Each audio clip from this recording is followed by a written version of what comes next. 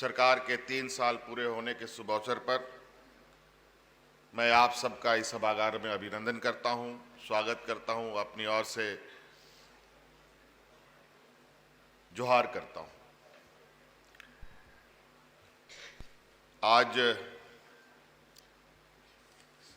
सभी के लिए काफ़ी खुशी का दिन है। मैं चाहूँगा कि आज का दिन हम लोग उत्साह के रूप में मनाएं और चूंकि सरकार 3 साल पूरा कर रही है, साथ साथ में ये मौसम भी त्योहारों का ही है, चाहे वो क्रिसमस हो, चाहे गुरु नानक जयंती हो, चाहे नए साल की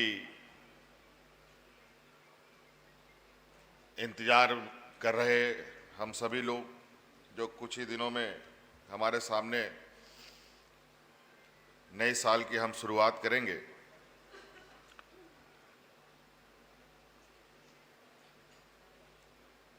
इससे पहले के सरकार के 2 साल के कार्यक्रम को हम लोगों ने मोरहाबादी मैदान में मनाया था।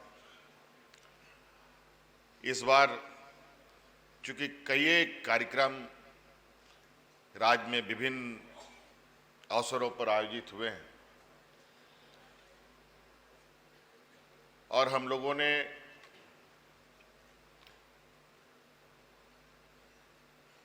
इस बार ये 3 साल का उत्सव को बहुत सादे ढंग से लेकिन विशेष रूप से एक बड़े समूह को, जरूरतमंद को आज इस कार्यक्रम के माध्यम से लाभ देने का, सहयोग करने का काम किया जा रहा है। आज इस शुभ अवसर पर कुछ पोर्टल का उद्घाटन भी हुआ, कुछ नए स्कीम भी हम लोगों ने आज शुभारंभ कर दिए, जिसमें स्कॉलरशिप है, जिसमें किशोरी समृद्धि योजना है और जो वर्तमान आपदा का विषय जो सूखाग्रस्त राज्य की हालात को देखकर किसानों को मदद पहुंचाने का जो ऐतिहासिक कदम हुआ है। वैसे राज्य में कई बार सूखा पड़ा, किसानों को सूखा का दंश झेलना पड़ा, लेकिन जो राशि इस बार समय पर किसानों को उपलब्ध कराया जा रहा है राहत के रूप में, ये पहली बार हो रहा है और ये सूखाग्रस्त से राहत पहुंचाने के लिए जो लगभग आज 6,63,000 से अधिक, लगभग 64,000 किसानों को आज लगभग 232 करोड़ रुपए अभी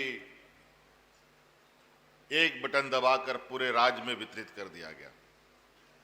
उसी प्रकार किशोरी समृद्धि के जो हमारी किशोरी बच्चियां हैं, उनको जो आज के दिन में 552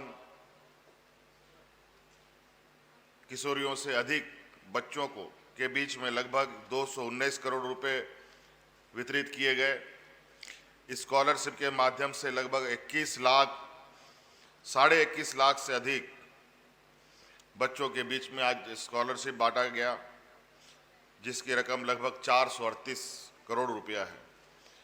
कुल मिलाकर के आज के इस शुभ अवसर पर पूरे राज्य में 890 करोड़ रुपए सरकार ने वितरित किए। ये एक बहुत बड़ा सरकार के लिए उत्साह का विषय है और किसानों के लिए भी और बच्चों के लिए भी काफी खुशी का दिन है। विभिन्न जिलों में पदाधिकारियों ने,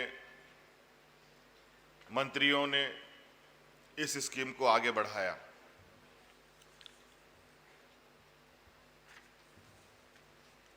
बहुत सारे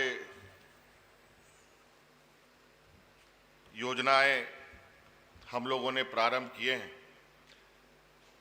मैं नहीं समझता कि आज के दिन में उन सारी चीज़ों को लेके आज इस वक्त को और बोरिंग किया जाए। आज उत्साह का दिन है, थोड़ा हम लोग उत्साहित होकर आगे बढ़ें तो ज़्यादा अच्छा है। लेकिन थोड़ी बात जरूर कहना चाहूँगा कि सरकार बनने के बाद का ये 3 साल कई उतार चढ़ाव सरकार ने देखे, कई आपदाएं देखी। मुझे लगता है कि 20 वर्षों में राज अलग होने के बाद इतनी चुनौती किसी सरकार को नहीं मिला होगा। सरकार ठीक से बनी भी नहीं थी कि कोरोना इस तरीके से हम लोगों को जकड़ा कि हम लोगों को घर में बंद होकर के रहना पड़ा। 2 साल सारा अर्थव्यवस्था से लेकर रोजी रोजगार से लेकर सारी चीजें बंद, मानो दुनिया थम सी गई हो, ऐसे परिस्थिति। और उस समय समझ में नहीं आ रहा था कि आखिर आगे होगा क्या।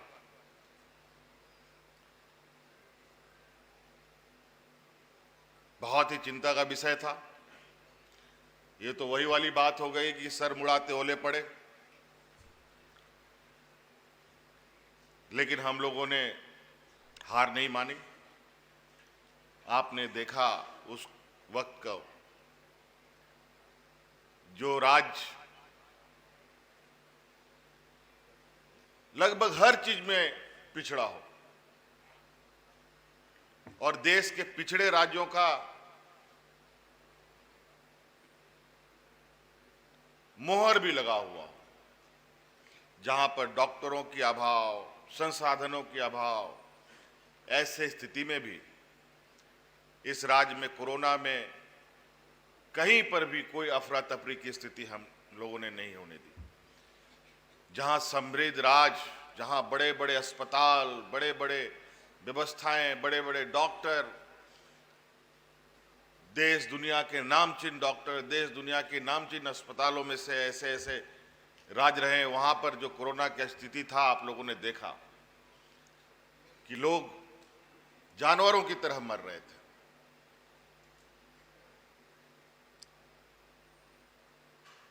लोगों को दफन करने के लिए जमीन खत्म, लकड़ियां खत्म जलाने के लिए, ये स्थिति।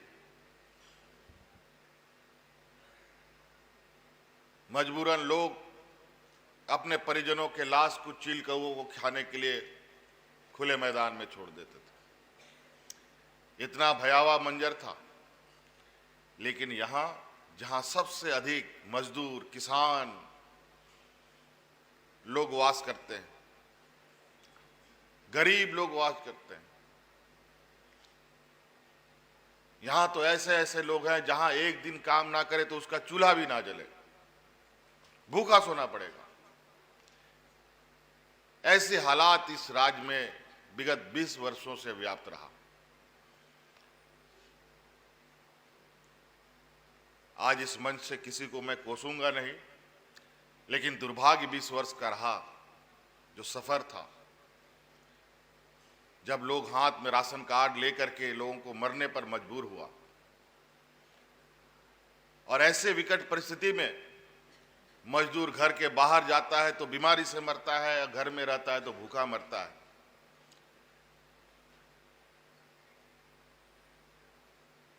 ऐसे विषम परिस्थिति में इस राज्यवासियों के लोग ने एक दूसरे का हाथ पकड़कर इस राज्य को बचाने का काम किया। एक भी व्यक्ति कोरोना में भूखा से नहीं मरा। ये छोटी मोटी उपलब्धि नहीं है। हम लोगों ने हर आपदा को एक अवसर में बदलने का प्रयास किया और सफलतापूर्वक इसमें भी हम लोग आगे आए। और जब थोड़ी सी हम लोगों ने विकास को गति दी, उसका परिणाम आप देखते होंगे कि आज राज्य के कोने कोने में जहां लोग मुस्कुराना भूल गए थे, 20 सालों का दर्द और शोषण का जो आलम था, लोगों के साफ चेहरों पर झलकता था। चाहे वो किसान हो, चाहे मजदूर हो, चाहे नौजवान हो, बेरोजगार हो, शिक्षित हो, चाहे वो कर्मचारी हो, सबकी स्थिति वही हाल। सड़कों पर आए दिन धरना प्रदर्शन चारों तरफ, चाहे रांची हो, चाहे जिला हेडक्वार्टर हो, चाहे प्रखंड कार्यालय हो, हर कोई पता नहीं क्या स्थिति थी। और आज की स्थिति आप देखिए, आज लोग कहीं ना कहीं इस आशा उम्मीद के साथ इस सरकार पर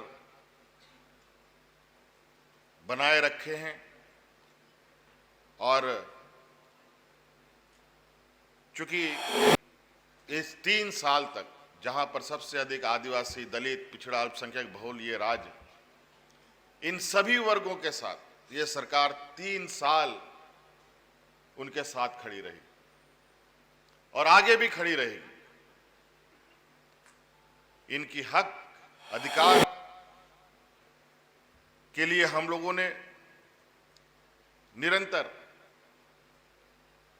काम किया, चाहे वो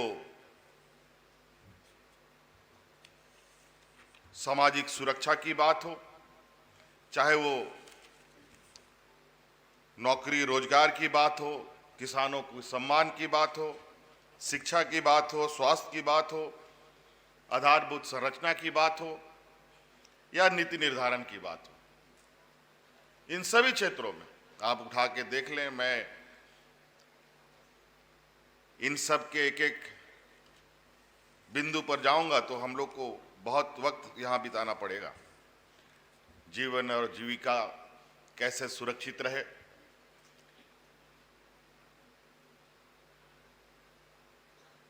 इस आपदा और चुनौती के बीच में इन दोनों चीजों को हम लोगों ने बहुत दृढ़ता के साथ पूरा करने, हाँ ये बात जरूर है, अभी बहुत लंबा सफर तय करना बाकी है। मुझे तो लगता है 20 सालों में पहली बार यहां पर कुछ हलचल हो रहे हैं। आज हमारे इस राज्य के बच्चे विदेशों में पढ़ाई करने जा रहे हैं।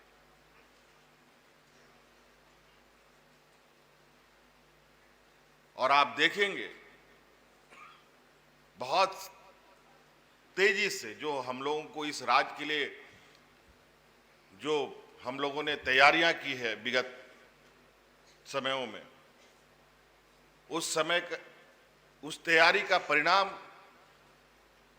अब आने का दौर है।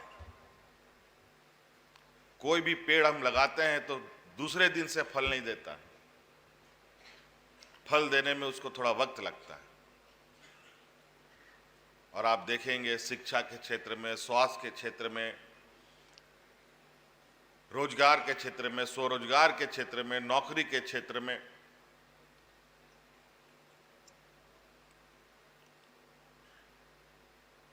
हर तरफ इसमें कुछ चुनौतियां जरूर आएंगी, लेकिन हम लोग उसके लिए भी मानसिक रूप से तैयार हैं और हम लोगों ने बिल्कुल लक्ष्य साध रखा है।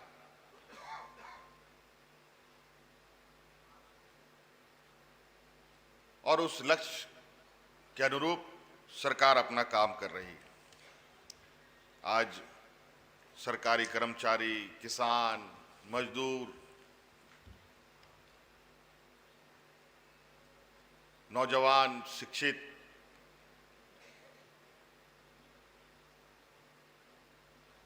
आपने देखा कि राज गठन होने के बाद पहली बार खेल पदाधिकारियों की नियुक्ति, 30 वर्षों के बाद राज अलग होने के बाद तो बात नहीं, 30 वर्षों के बाद पहली बार कृषि पदाधिकारियों की नियुक्ति। जेपीएससी जैसे मकड़जाल, जहां मुझे लगता है 20 वर्षों में ना जाने कितने बच्चों का भविष्य खराब हो गया, उन संस्थानों से महज 250 दिनों में नियुक्ति प्रक्रिया पूरी करके बच्चों को बीडीओ, सीओ, कलेक्टर बना करके राज्य में तैनात करना। और तो और खुशी की बात इसमें और होती है कि जब इस राज्य में बीडीओ, सीओ और कलेक्टर जो बच्चे बनते हैं, वो अब इस राज्य के बीपीएल परिवार के भी बच्चे बनते हैं, आंगनबाड़ी सेविका, किसान, मजदूर के भी बच्चे बन रहे हैं।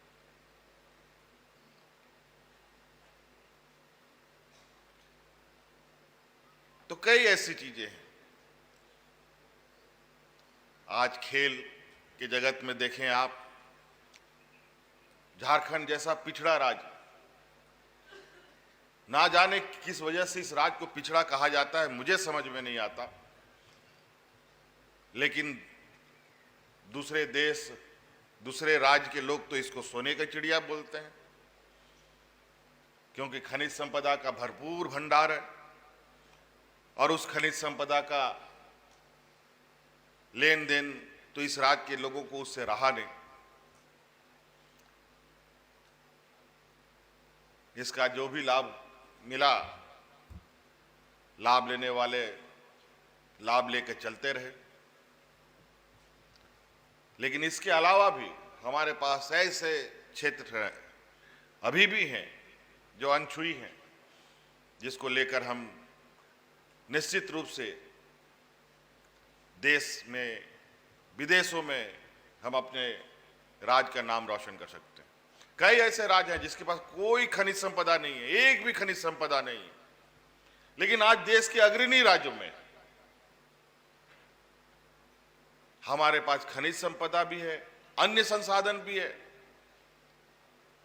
लेकिन आज देश के सबसे पिछड़े राज्य में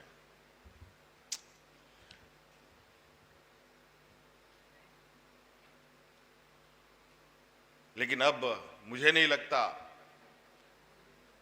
जिस सोच और जिस उद्देश्य के साथ हम लोग काम कर रहे हैं, ये राज्य के लोग भी बढ़ेंगे और ये राज्य भी बढ़ेगा। और बहुत जल्द जिस तरीके से हम लोग दिन रात इस राज्य के प्रति, यहाँ के लोगों के प्रति और यहाँ के इस राज्य को कैसे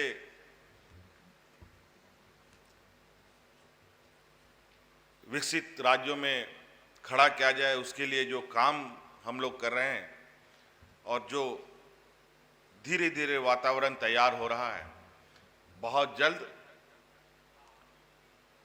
मुझे सिर्फ आशा ही नहीं, विश्वास भी है, इस राज्य के अंदर जो क्षमता है, जो पोटेंशियल है इस राज्य में, ये अपना पोटेंशियल सही तरीके से अगर हम लोगों ने इसका यूटिलाइज किया तो निश्चित रूप से, चाहे वो प्राकृतिक सौंदर्य के क्षेत्र में हो, चाहे खेल के क्षेत्र में हो, शिक्षा के क्षेत्र में तो हम पहले से ही रहे।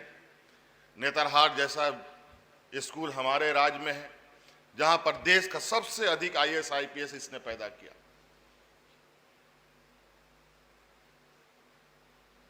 ऐसा नहीं है कि यहाँ का वातावरण बहुत खराब है, कि यहाँ ऐसा माहौल नहीं है। यहाँ पर दुर्भाग्य है इस राज्य का कि कभी इस विषय पर बहुत चिंताएं नहीं हुई। और आप देखेंगे आने वाले वित्त वर्ष से शिक्षा के क्षेत्र में नया आयाम हम लोग जोड़ने जा रहे हैं, जो बिल्कुल जो आज के शिक्षा व्यवस्था है और जो आज का डिमांड है, उसके तर्ज पर राज्य सरकार की भी व्यवस्थाएं चलेंगी। सिर्फ चलेंगे ही नहीं, यहाँ के नौजवान, यहाँ के बच्चे अपने भविष्य को और बेहतर निखार कर आगे ले जाने में कामयाब भी होंगे। ऐसी व्यवस्थाएं सरकार तैयार कर चुकी है, अब उसका परिणाम आना बाकी है। तो इसलिए बहुत सारी बातें हैं। मैं इन्हीं बातों के साथ अपनी बातों को समाप्त करना चाहूँगा। आप सबको नव वर्ष की बहुत बहुत शुभकामनाएं करते हुए मैं अपनी वाणी समाप्त करता हूँ।